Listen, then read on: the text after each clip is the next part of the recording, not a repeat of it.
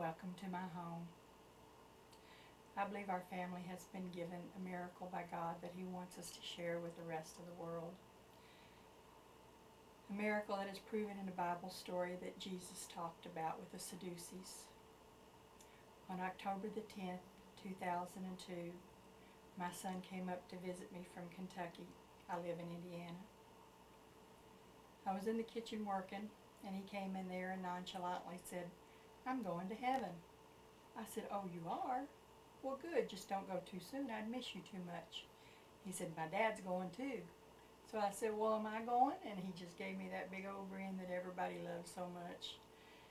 I only wish I had talked to him about it longer that day, because that's the last day I saw him on this earth. On October the 26th, at 3:30 in the morning, I woke up with an incredible chest pain. I woke my husband and I said, "I'm dying." I had been an EMT for 6 years, so I knew the symptoms, the feelings that I would feel if I were dying of chest trauma. In just a matter of seconds, I leaned over the side of the bed, threw up, and then went back into a deep sleep. At 6:30 that morning, I received a call that my son had been killed in an automobile accident. It was the hardest day of my life. Little did I know that God had already started giving me miracles to prove that He was not completely gone from our lives. When we went down to the funeral home, his daughter was crying continuously the day that they were going to give the eulogy. She was 3 months old. I held her and tried to comfort her. I walked her, gave her a bottle, changed her diaper, everything. Nothing could stop her from crying. Her other grandmother did the same. No one could stop her from crying. They started to do the eulogy, and we all sit down in our chairs. Her other grandmother took her and held her, and they started playing the song "City of Angels" by Sarah McLachlan. Later I found out that Troy had watched that movie the night before he was killed. And when they started playing that song, his daughter leaned back in his grandmother's lap, spread out her hands, and moved it as if the angel was tickling her fingers, and never cried again that day. A miracle. Yes, a miracle. So many of them were to follow. We buried him in 11 days, and that night I came home. I was laying in the bed that he had slept in last, and that's when it hit me that I would never again see him on this earth, that he was truly gone. I started crying uncontrollably, sobbing hard sobs, crying harder than I'd ever cried in my life. And all of a sudden, I felt the softest touch cover my body completely like an angel's wings. I went into a deep, deep sleep. And the next morning, as soon as I woke up, that's the first thought that entered my mind. And I knew that my son was still with me. 11 days after his death, on November the 6th, I was printing out all kinds of pictures for family and friends.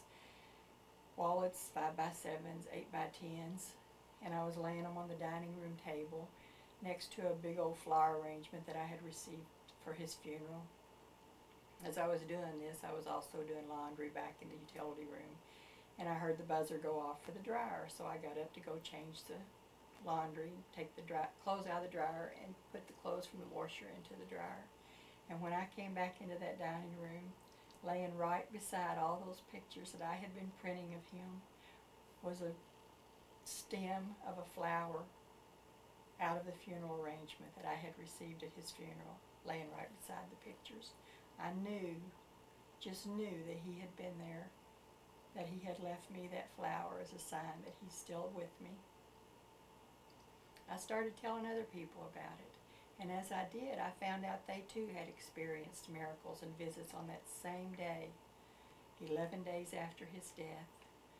We all came to believe that he had come to tell us goodbye because everybody received him on that same day.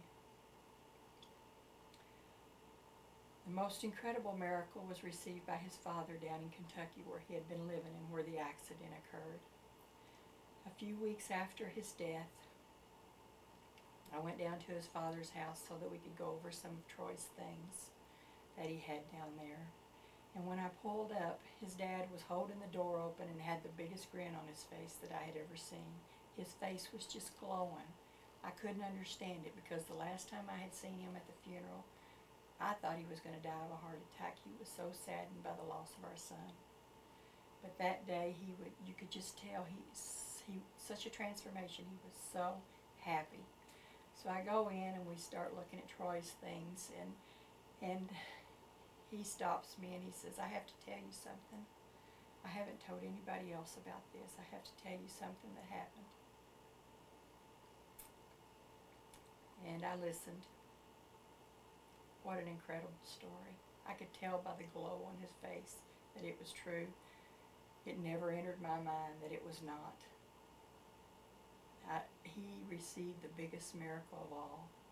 So I told him about the miracles that I'd been receiving and other family members and friends that they had told me about things that had happened to them since our son had passed. And I told him, I said, I think I'm going to write a book. I think the world needs to hear this, to know what has happened to our son.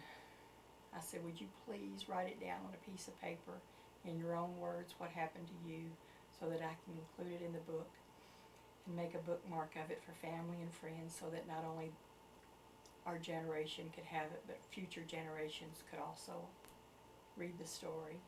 So he did. I'd like to read that to you, the story that he wrote about the night of the biggest miracle of all. He titled it, The Miracle That Happened.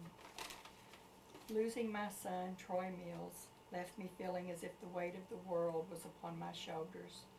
I was heartbroken and thought about him constantly. I wondered if he had made it to heaven, if his child would love him, how is life supposed to be now? The days were long as I shuffled through memories in my mind on normal circumstances. A long day makes for a good supper, my easy chair for a while, then to bed for the night. It has been about a week or so since the accident. That evening I was fumbling through the newspapers and something told me to get up and go outside. Feeling guided out the door, I'm standing on my back porch. I walked to the willow tree that Troy gave me for my birthday, and I'm captured by my thoughts again, thinking about Troy. For a while, as my emotions get the better of me, I walked back up my driveway. I looked up into the sky. On my left is a big tree, and on the right is a big tree. There, in the middle of the trees, about 30 feet up in the sky, are 3 angels. The angels on the left and right were without faces. When I focused on the angel in the middle, it was Troy's face, looking back at me with a very peaceful smile. Seemed like we locked eyes for about 20 seconds. At that instant, I felt as though a mountain had been miraculously lifted off my heart. I stood there in awe because I know I had just witnessed a miracle. My son sent me so many messages with that presence. All these times and memories and moments to come didn't seem as if they were shocks to my heart anymore. He knew I needed to have that release to move on.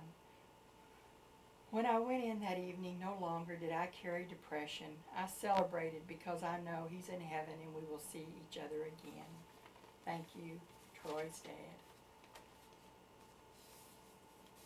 What a miracle. When I heard that, I knew that I had to write this book, Troy's Miracles. And I read the Bible and researched about angels.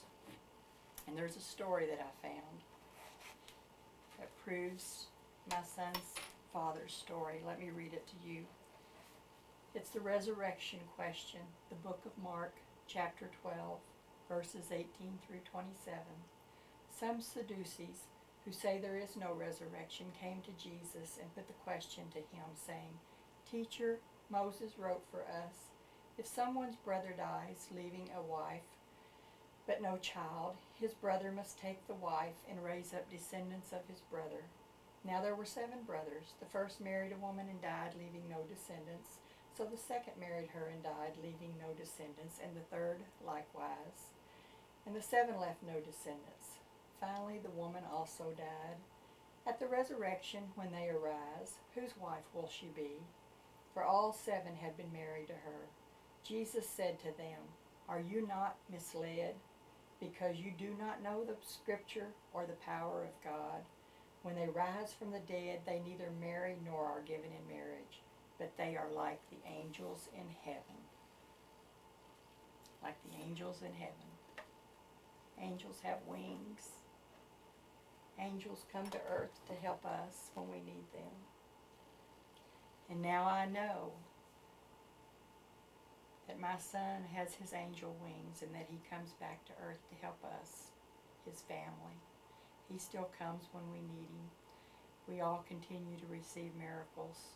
His granddaughter was here, or his daughter was here, spending the night one night not too long ago, and we were talking about her daddy, and she said, I know he's always around me. I says, oh, how do you know? She says, because he's always doing silly things to me. I said, oh, like what?